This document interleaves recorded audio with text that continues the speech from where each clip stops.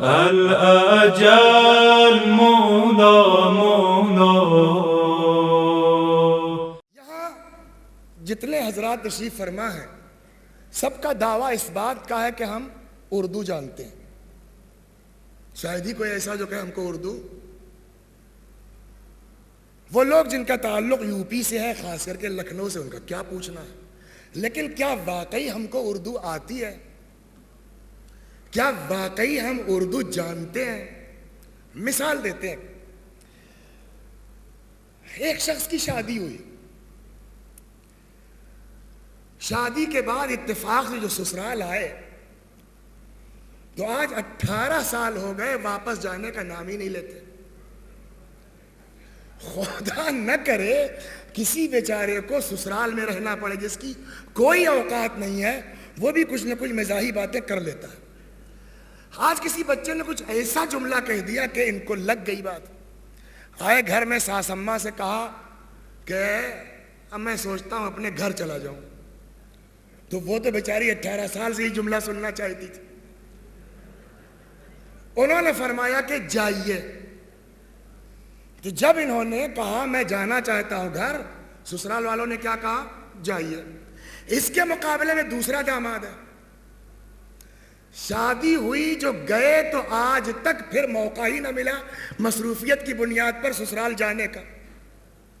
وہ اتفاقاً جرمنی کہیں جانا تھا، وہ بنارس سے ہو کر کے بابت پور سے ہو کر کے فلائٹ جانی تو کچھ وہاں تاخیر ہو گئی، گڑبڑ ہو گئی، اور یہ بتایا گیا کہ 5-6 گھنٹے کی تاخیر ہے. غازی پور قریب میں ہے، سسرال یہی ہے، بہت زمانہ ہوا گئے نہیں ہیں تو لاؤ ذرا ہو لے. اب وہاں جب پہنچے تو لوگوں کو اندازہ دولہا بھائی آ گئے. ساس اماں بھی کہنے لگے میاں خوشتر میاں رہیے، جائیے نہیں، بہت دنوں کے بعد آپ آئے ہیں.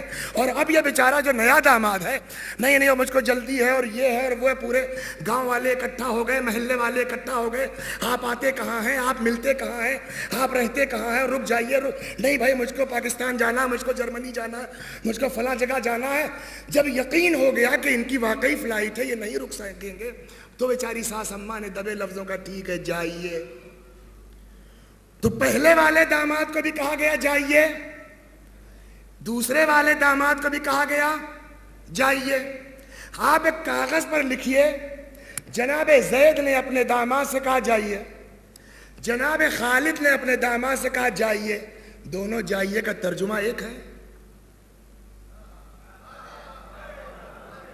دونوں جائیے کا مطلب ایک ہے، دونوں جائیے کا مفہوم ایک ہے نہیں. تو ہم تو اردو جانتے ہیں نا، اردو میں بڑھے پلے پیدا ہوئے، مگر ہماری اوقات یہ کہ ایک لفظ جائیے کا ترجمہ نہیں کر سکتے. کیوں؟ کہ جب تک بیک گراؤنڈ نہ معلوم ہو، شان نزول نہ معلوم ہو، لہجہ نہ معلوم ہو. سمجھ میں آ گئی نا بات؟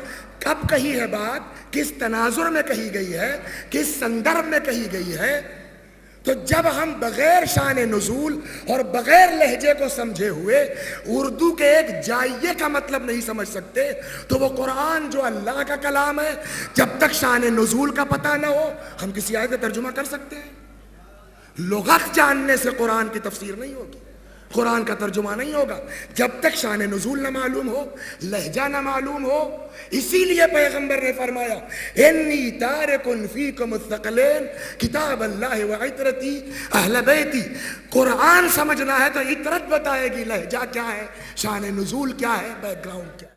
اللہم صل علی محمد وآل محمد وعجل فرجهم